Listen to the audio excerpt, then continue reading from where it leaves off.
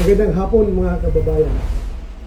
Meron po tayong natanggap na impormasyon na pagkatapos sa aming session itong araw na ito, meron na po mga operatiba ng NBI at ng CIDG ang pupunta dito para ako'y aristuhin.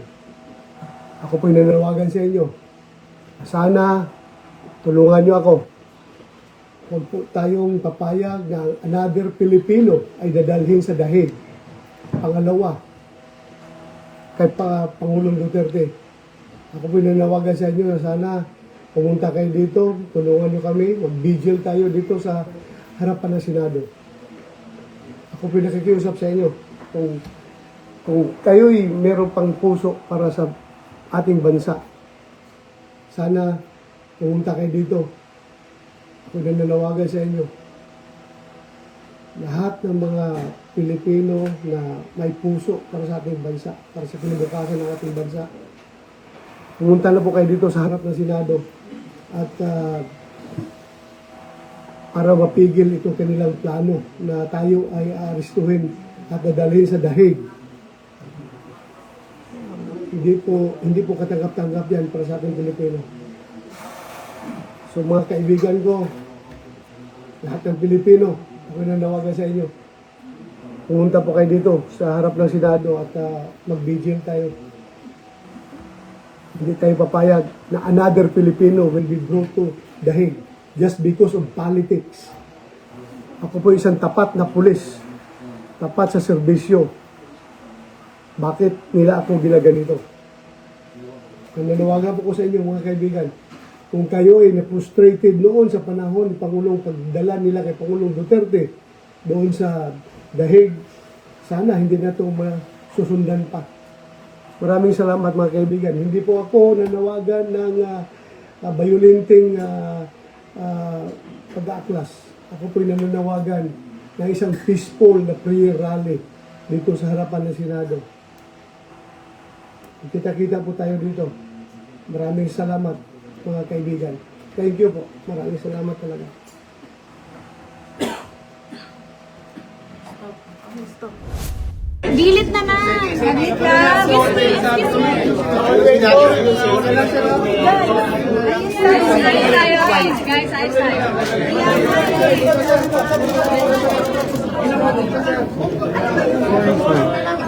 Sir, sumalang pa!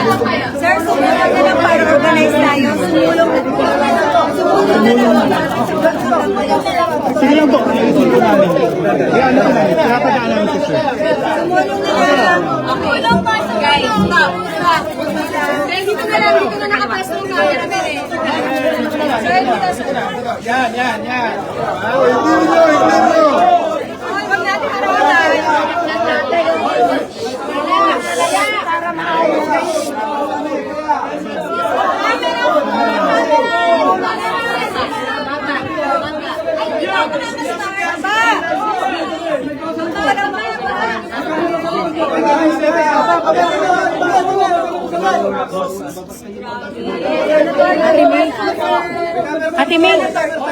Ate May makisuyo.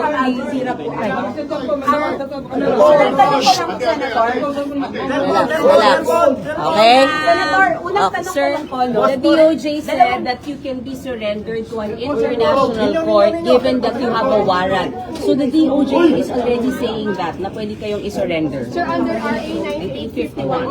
Well, may kanya-kanya sa ating dyan.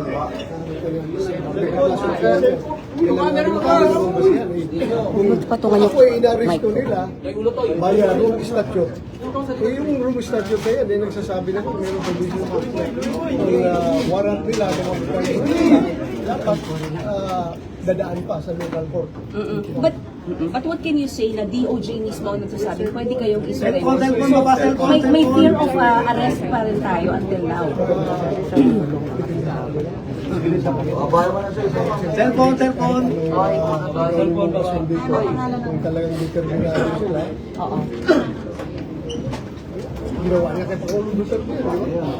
So what happens now if they are determined, sir? What will you do? Magpaparesto kayo, sir? Let's push the bridge. Sir, Sir, pero sabi po Quick ng- question, Sir. sorry. Dalawang beses niyo po kinanta yung PMA hymn na, no? And parang may message. Ang question is, what is the message you're trying to tell the security forces? Bakit niyo po ginagawa yun considering, of course, your Class 86? And considering na wala namang kinalaman yung AFP sa case nitong pag-serve ng warrant, ano po yung critical doon sa messaging ninyo? The issue there is not about political, it's Exactly. not about kung ano-ano man. Ang issue dyan is yung pag-maintain ng soberanya ng Pilipinas Opo. na hindi pa So, dahil yan ang kami sa akin nagpapakamatay dyan sa soberanya. okay. Kahit sinong Pilipino, hindi magpakamatay pag tayo pinapakialaman ng mga banyaga. Kaya ang pila ko sa aking mga kabaro, sa aking mga kabalyer sa PNA, remember our song, yung PNA namin, when bells for us are rung, and our last stops is sung. Let generations see our country free. Yan yung parang hinihiwa yung puso namin pag kinakanta namin yung linya na yan eh. Kaya i-reminder ko yun sa kanila. Reminder ko sa kanila na sana I am not appealing for a violent support. I am appealing for a peaceful support para naman makita ng mga kung ng gobyerno natin, kung hindi nila pinapakinggan yung aking pakiusap na ako ay isang Pilipino na humihingi ng suporta galing sa inyo, na dapat sana ay huwag nyo akong ipagkadulog sa mga dayuhan. Yan po ang aking apela sa aking mga kamaro. Pero in mga what- sundalo, mga kapulisan, who are placed in the same boat. What does Kasi sa akin, I've been very faithful in carrying out my service to the Filipino people, to this country for my whole life. What does Kapag ngayon, itong sasabitin sa akin, posibleng mangyari rin yan sa kanila. Sir, follow up. Does In a practical peaceful- terms, peaceful in support practical look terms, like? what does it mean? What does a peaceful support look like? Sentiments. Being a kabalyer, pakita ng sentimento na ayaw nila pakialaman tayo ng mga dayuhan. Tayo Pilipino. Kung gusto man nila akong bitayin, gusto nila akong ilansan sa krus, dito sa ating Philippine courts, huwag doon sa mga dayuhan. Si Jose Rizal ay nagpakamatay. Ayaw nila sa diyan. Sa ating mga hero ay nagpakamatay dahil ayaw nila masasakot sa mga dayuhan. Pero you're not calling na you're not calling maging unloyal yung mga sundalo sa Marcos administration. We belong to one country. We serve under one constitution. Ganun lang naman. Nakasabi sa constitution, sa pangalagaan ng gobyerno, yung welfare, yung serve and protect the Filipino citizen. Senator, may Sir, last why question, ask for Senator. support of, sa mga PMAers instead of just facing daw po itong ICC proceedings legally? Bakit daw po kailangan pang mag-appeal? Yun nga, kasi nga, hindi na tayo membro ng ICC. Why are we insisting to carry out this, to implement this warrants of arrest issued by ICC? We are not we are under no obligation to carry out such a warrant of arrest. Hindi tayo membro. Pero At ang klaro dyan, lahat ito'y politika. Senator, Saan ito nagsimula? Politika ito. Senator, you had a long, illustrious career as an enforcer, no? Yes. Specifically during the time of President former PRD Duterte. If you have Hindi any pa. regret, Hindi pa. Hindi plus pa. yung Doon New pa. People's Army. Pero ito, sa period nung kay President Duterte, any regrets on anything you did enforced when you were PNP chief? Well, napag-isipan ko rin yun, no? But Papa. totally, I am not taking that In what way, sir? my personal official stand. Pero minsan-minsan, papasok sa isip ko, nagsisisi ata, bakit ako nagpaka-loyal sa aking serbisyo, na marami naman diyang ibang mga pulis na nag-retire na paisig-easy lang, hindi siniseryoso ang trabaho. Ngayon, enjoying sila after retirement. Ako na nagtrabaho ng gusto since day one of my career. Yung aking first day na aking Philippine Constabulary years, pag-graduate ko ng PMA. Pagdating ko doon sa Davao area, gila kagad hinaharap ko. All throughout, hanggang wala pa kong opisina ang assignment, puro ako field assignment noon pa. Do you Kung may papalitan po sa drug war Do you ops. regret enforcing the drug war? No. Kuya, do I regret? Makita mo yung masaya yung kababayan natin na nag-enjoy sila, na peaceful ang ating paligid. mga kababayan natin nagpapasalamat, sir, salamat sa ginagawa ninyong war on drugs dahil libreng-libre na kami maglakad sa aming mga kalsada ngayon. Wala na mga adik, wala na mga pusin na gugulo sa amin. Salamat talaga, sir. Pero Hindi Senator, kayo kung may masaya? papalitan po sa But implementation, enforcing that led you to this. Merong lapses. Nakonbikto ngayon mga pulis na pumatay kay Kian de Los Santos, di ba? Do you regret those lapses, sir? Ha? Do you regret those lapses? Sayang. Konti lang. Gumigit na Yung nung war lang. Sir, isa sa perfecto nung war. Pero mangyayaring hindi talaga maganda. But enforcing the drug war led you to this, na Yes. posible kayong maaresto. Yes. Sir, your thoughts on it?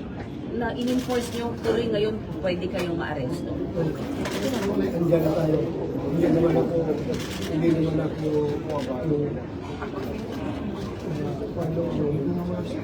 an officer for good times only. I am an officer for good times only. This is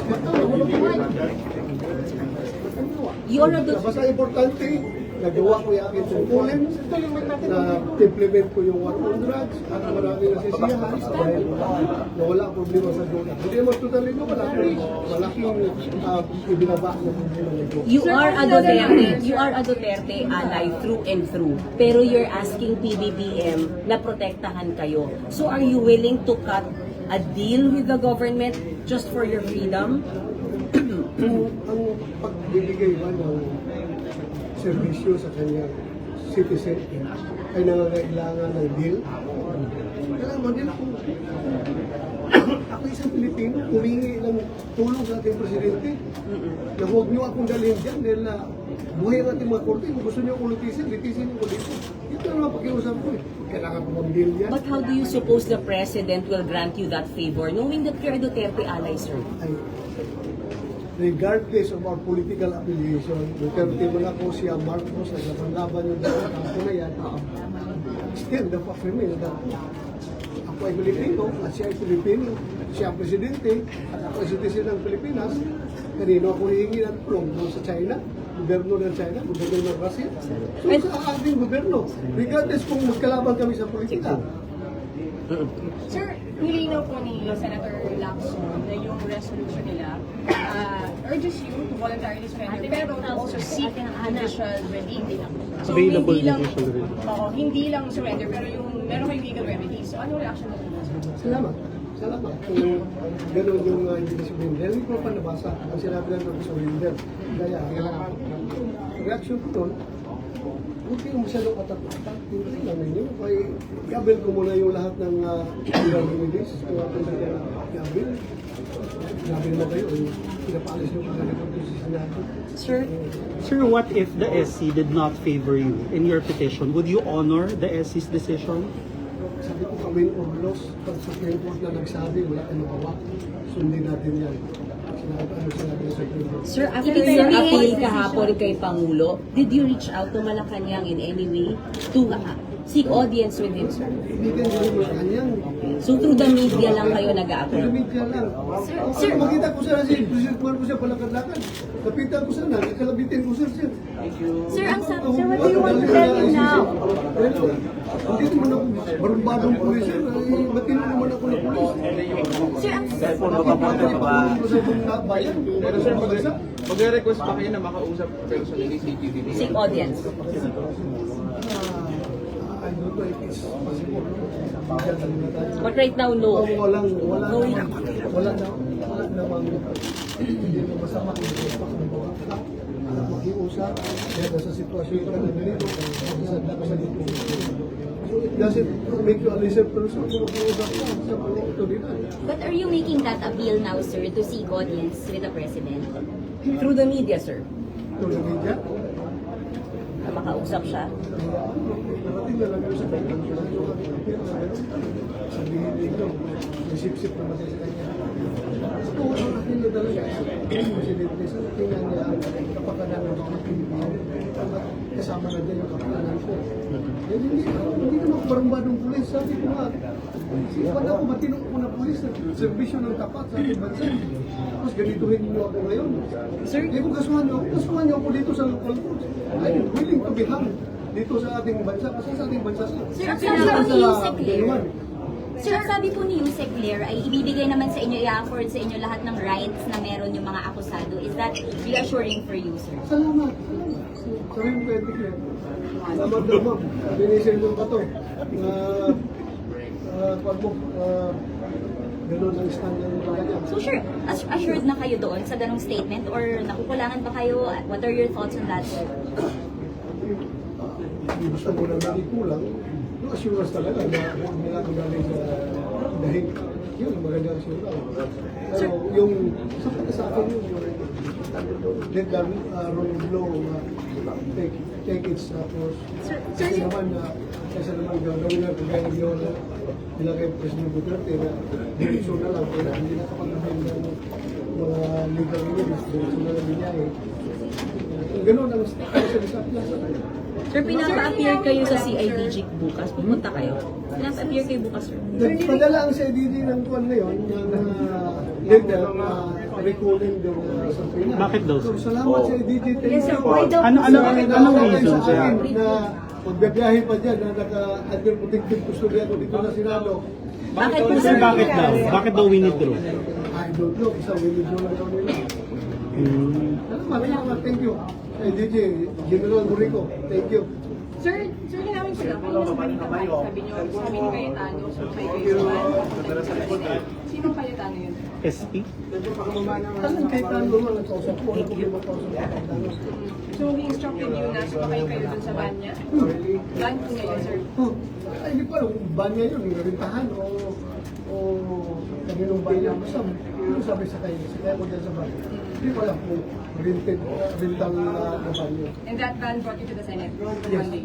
Yes. Sir, pending to court decision, dito muna kayo sa Senate. Pending sa court decision, dito muna kayo sa Senate. Oo, kasi hindi protective pag-ulipan ako dito na hindi ko gusto ito. Sabi naman ninyo na nasayang ko Video mo nga kami. Video mo na. na. Yung pag ganyan, tas kami. Bahay ko na ako. Protektado pa ba kayo, sir, even after the session, after the break? Sir, kasi magbe-break na ba yung June 5 eh? Kasi ang sabi po in session. Protektado pa ba kayo? From arrest. Well, Congress is in session. Yes, kasi in Pwede Senate ba session. mag-adjourn ng... June 4, sir. June 4, June 5 na kami session. CNDA. Yun, hanggang dyan lang. After that, anong plano mo, sir? After that, sir, na mag-lapse yung period ng supposed protective custody, anong plano mo? Where will you go? So from now on, Do you recognize, sir, na hanggang June 5 lang kayo dito or June 4 pwedeng stay. mag-stay? Sir, Depende pa yan sa Sir, Senate. Sir, sabi niyo po, sir, yung tatanong kanina, yung assurance na bibigyan kayo ng due process, sabi po ni Undersecretary Castro. Pero would you rather na kay Presidente kayo makarinig ng assurance? Maganda. Maganda sana. Yung sa kanya. Pero spokesperson naman siya ng Malacanang eh. Ano yung sinasabi niya, baka yun na talaga palisiri ng presidente. So, relieve kayo dun, sir? O may reassuring ba yun, sir? Salamat ako. Salamat ako. Kay- Ganun ang klase ng people. Sir, pwede namin marinig yung kanta. Pwede namin Pwede marinig yung kanta, kanta, sir. Para last na, sir. Sir, wait lang sir. Yung kanta o yung linya lang ngayon? Saan yung kaya niyo, sir? Sir, gusto niyong buuin.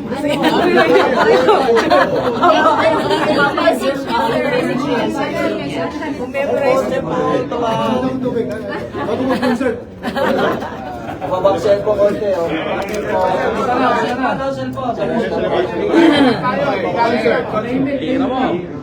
One, two, three. Cellphone, no? Ito malapit. Sila. Ayulan lang eh. When bells for us arrive and our last stop is somewhere, generation see our country free. Only to righteous way, those solid ranks of great thy virtues to display. Academy, oh, hail to thee.